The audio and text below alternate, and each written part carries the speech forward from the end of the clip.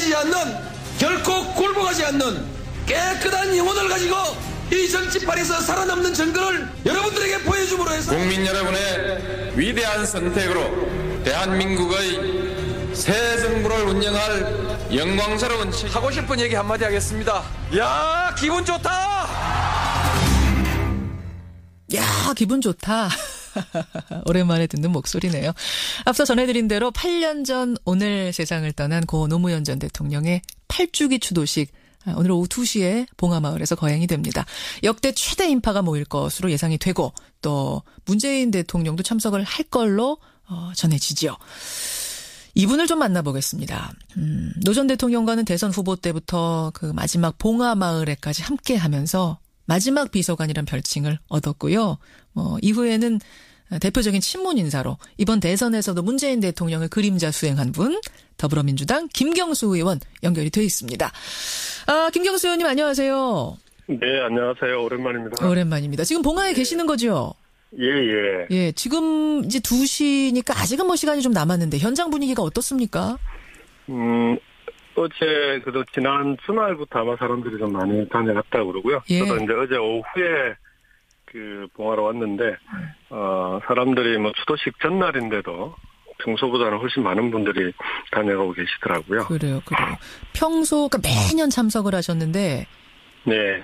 예년하고 올해하고 확실히 좀 다른 지점이 있을까요? 아무래도 좀 참석하시는 분들의 마음가짐도 좀 다른 것 같고요. 그다음에 표정들을 보면 그전에는 좀 비장함, 결기 이런 느낌들이 좀 있었는데 그렇죠. 올해는 다들 좀 편안한 표정들이신 것 같아요. 편안한 네. 표정들. 예. 아무래도 뭔가 좀 숙제 하나 해결했다 뭐 이런 느낌도 드는 것 같고요. 아무래도 노 전 대통령의 비서실장인 문재인 대통령 당선이 얼마 전이기 때문에 이제 그 분위기가 네. 좀 이어지는 그런 느낌이 예. 있는 거네요. 최대 인파가 예상된다. 뭐 2만 5천, 3만 얘기 나오던데 정말 그 정도가 될까요? 이게 평일인데? 보통 이전에도 추도식 때 보면은 추도식 당일 현장에 보통 한 5, 6천 명 정도는 그 추도식에 참석을 하시고요. 예. 그날 연 인원으로 따지면은 보통 3만 명에서 5만 명 정도 다녀가는 경우가 많았는데 오늘은 연 인원은 재단 측에서는 10만 명 가까이 될 것 같다고 그러고요. 추도식 하는 그 시간에 이제 사람이 얼마나 모일지가 조금 예측이 잘 안 돼서 준비들을 하는데 조금 어려움을 겪고 있는 것 같더라고요. 아무래도 그때 문 대통령도 참석을 하실 텐데 경호나 죄송합니다. 경호나 여러 가지 문제들 좀 있지 않겠습니까? 그렇죠. 그런 것 때문에 준비하시느라고 지금부터 벌써 좀 분주하게 움직이고 있고 그러네요. 그래.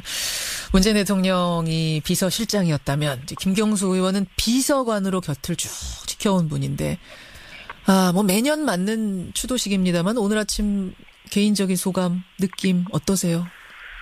제가 작년 총선 이제 치르고 그 다음 날 대통령님께 이제 그 인사드리면서 작은 숙제 하나 해결하고 왔습니다. 그렇게 말씀을 드렸는데요. 예. 오늘은 그것보다는 좀 더 큰 숙제 하나 해결하고 왔다고 말씀을 드릴 수 있을 것 같고요. 근데 그동안에는 좀 이렇게 이 응어리 같은 게 아무래도 많지 않겠습니까? 대통령님을 그렇게 떠나보낸 분들이 저를 포함해서요. 그래서 그런 응어리가 좀 이제 조금씩 풀리고 이제는 응어리를 푸는 그런 관점이 아니고 대통령님이 좀 못다 이룬 꿈을 이제 우리가 다시 좀 새롭게 시작해서 그 꿈을 이루어 나가는 그런 좀 계기로서의 추도식 뭐 그런 자리가 됐으면 좋겠다 그런 생각입니다. 못다 이룬 꿈이 뭡니까? 노무현 전 대통령이 그렇게도 이루고 싶어 했던 꿈이 뭡니까?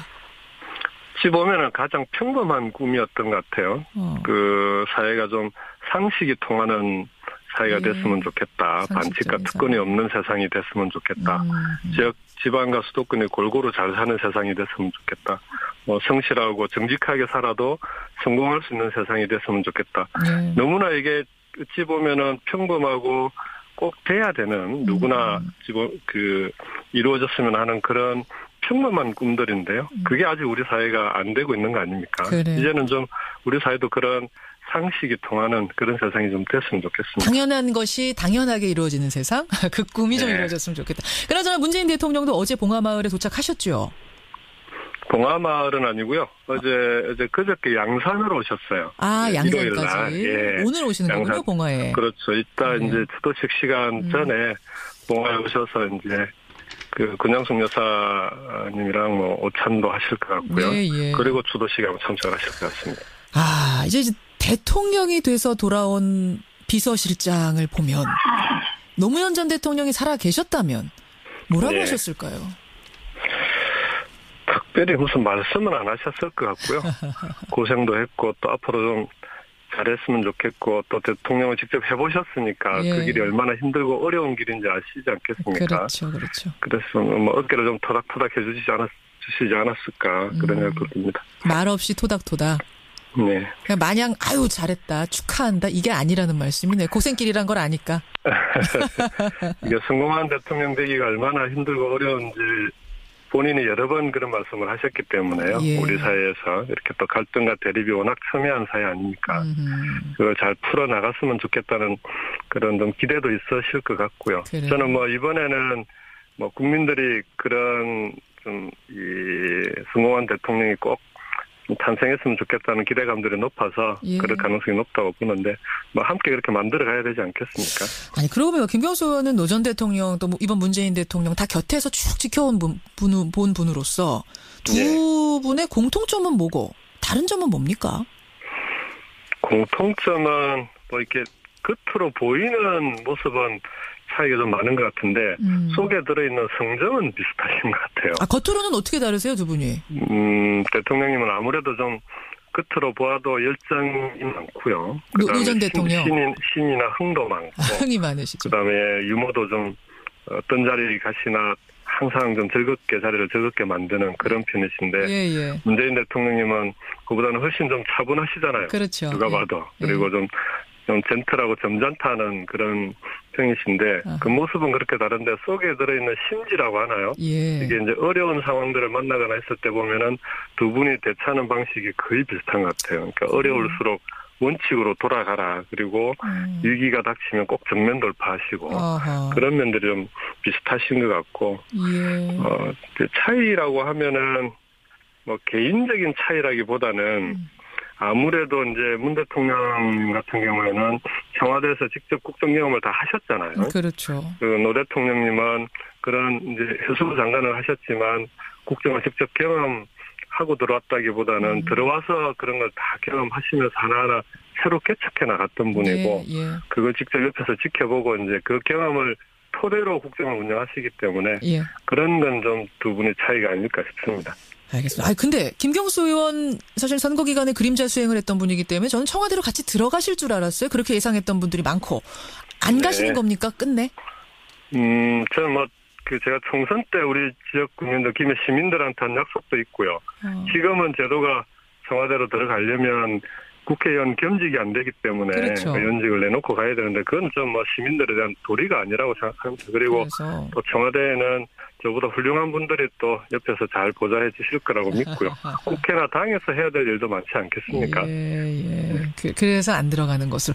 지난 2주간의 그 행보 중에 가장 파격적이었다라는 평가가 나오는 게 바로 인선인데 네. 저는 이것도 하나 여쭙고 싶네요. 이런 인선은 오래전부터 인물 하나하나를 이 자리 저 자리에 배치해보면서 구상을 하시던 건가요? 아니면 당선 후에 내려진 결단입니까?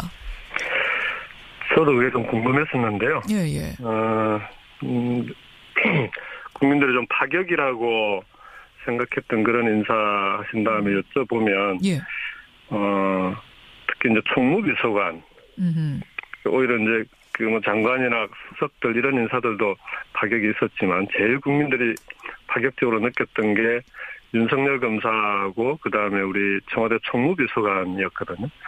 예. 총무비서관 같은 경우는 대부분 측근들을 시킵니다. 지금까지 어느 대통령 할 것 없이 그렇죠. 가장 가까운 사람을 맡기는데 왜냐하면 청와대에 인사와 예산을 지고 있기 때문에 이정도 총무비서관. 네. 근데 그 자리를 정말 사실 거의 대통령은 아무 인연이 없는 분을 임명을 하신 거거든요. 근데 그걸 여쭤봤더니 오래전부터 그런 구상을 하셨더라고요. 오래전부터요? 예. 인사라고 하는 게 예. 측근을 앉히게 되면 가까운 사람을 앉혀놓으면 예. 그 사람이 친소 관계도 있고 호불호가 있지 않겠습니까? 그래서 그렇습니다. 아무리 공정하게 하더라도 인사에서 떨어진 사람 같은 경우에는 그 공정성을 의심할 수밖에 없다. 그래서 공직자들 중에서 공명정대한 공직생활을 해오신 분이 예. 그 역할을 맡으면 그런 오해를 이제 불식시킬 수 있는 거 아니냐. 그런 좀 나름대로 구상을 해오시면서 사람까지 물색을 하셨더라고요. 그래요. 아니 사실은 그 자리에는 최측근 그중에서도 이른바 이제 삼철이라고 하는 그분들 중에 하나 정도가 들어가지 않겠는가라고 네, 예상들이 다들 했어요. 그렇게 예상했죠. 총무비서관은 이제 보통 그런 분들이 하셨으니까. 맞습니다. 예. 근데 그 애초부터 그분들은 제외해놓고 오히려 다른 데서 모시고 가야겠구나라는 생각을 하셨단 말씀이세요. 그하고 비슷한 게 이번에 이제 민정의 공직기강 비서관실이 있는데요. 예. 공직기강 인사 검증을 하는 곳입니다. 근데 그 공직기강 비서관도 캠프와는 아무런 인연이 없는 감사원에 재직 중인 공무원을 임명을 하셨거든요. 그래요. 예. 그 다음에 이제 또 파격이 하나가 이제 윤석열 검사인데. 그렇죠. 그건 문 대통령께서 그 국민의 눈높이를 강조하시는 분인데 상식과 국민의 눈높이. 예. 검찰 개혁에 대한 국민들의 요구가 높지 않습니까? 예. 그러면 그 개혁의 요구가 높은 만큼 거기에 맞는 인사를 해야 된다. 그런 차원에서 이루어진 것 같아요. 예. 그럼 좀 측근들은 서운하지 않으실까요? 이른바 삼철 이런 분들은 지금까지 내가 공 많이 세웠는데 같이 가야 된다 이런 생각은 안 하셨을지 모르겠어요. 오히려 더 홀가분하게 그런가요? 이호철 전 수석도 그렇고 이번에 이제 그 장문에 글을 남기고 떠난 양정철 전 비서관도 그렇고 그러니까 대통령님 혼자 고생하시는데 옆에서 도와드려야 되는데 어떤 자기가 떠나주는 게 그게 더 도움이 되는 길이다. 그다음에 대통령님께서 꿈꾸던 자유인을 자기가 먼저 가서 이렇게 자유롭게 살게 됐는데 오히려 미안해하면서 그래요. 그런 걸로 오히려 미안해하더라고요. 알겠습니다. 오늘 노무현 전 대통령의 8주기 맞아서 오시는 분들 좀 따뜻하게 맞아주시고요. 네. 앞으로의 그 문재인 대통령이 이어갈 행보들도 관심 있게 박수 보내면서 보겠습니다. 고맙습니다. 네, 고맙습니다. 8주기 추도식 앞두고 봉화에 내려가 있습니다. 더불어민주당 김경수 의원이었습니다.